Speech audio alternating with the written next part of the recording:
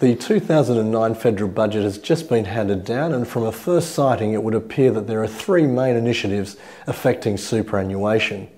With me in the studio tonight I have Dante DeGori from Clearview Retirement Solutions to discuss these aspects. Welcome, Dante. Thanks for having me. The salary sacrifice caps have been reduced in this budget. What effect will this have on people's retirement plans?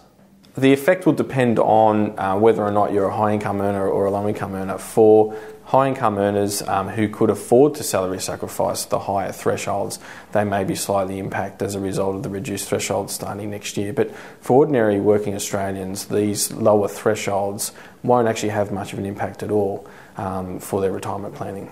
And how will these changes affect transition to retirement strategies? With transition to retirement, one of the core components is salary sacrificing into superannuation and supplementing that with the pension to supplement your income. For people who are salary sacrificing over the $50,000 concessional cap with their transition to retirement strategy, they will need to re-look at that, reassess their salary sacrifice from 1 July 2009 because of course those caps are going to change to $50,000 or less. For the majority of working Australians though who are earning average incomes of probably about $60,000 or $60,000, there will be no effect for them at all and they can continue their transition to retirement strategy from 1 July. So it's very much the high net worth, high net income earners who will need to reassess their TTR strategies. The co-contribution scheme has been cut from 150% back to 100%. Does this still make this scheme attractive? Absolutely it does. Obviously not as attractive. I mean 150% on your contribution to super is a fantastic concession that the government has been providing.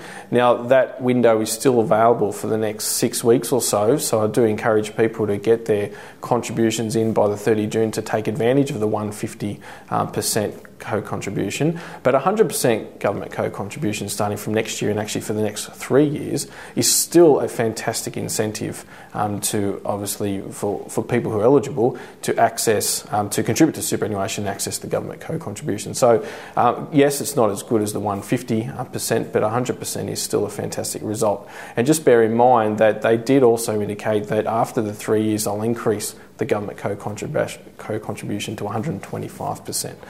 So there's still fantastic value there. The government has also pledged to raise the pension age to 67. What effect will this have on people who are planning to retire when they were 65? The pension age is due to increase from 2017 over a period to age 67 in 2023.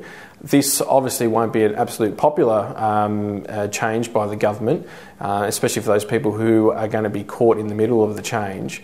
But I think you need to realise that it is a change required for the sustainability of the age pension system in this country, considering the amount of people that will be in that age bracket in 2017 and onwards, and the fact that we won't have enough workers to sustain that. So it may not be an absolutely popular choice, but I think it is a very good decision made by the government in order for the sustainability and viability of the age pension in this country. Thanks for your time this evening, Dante. Thanks, Darren.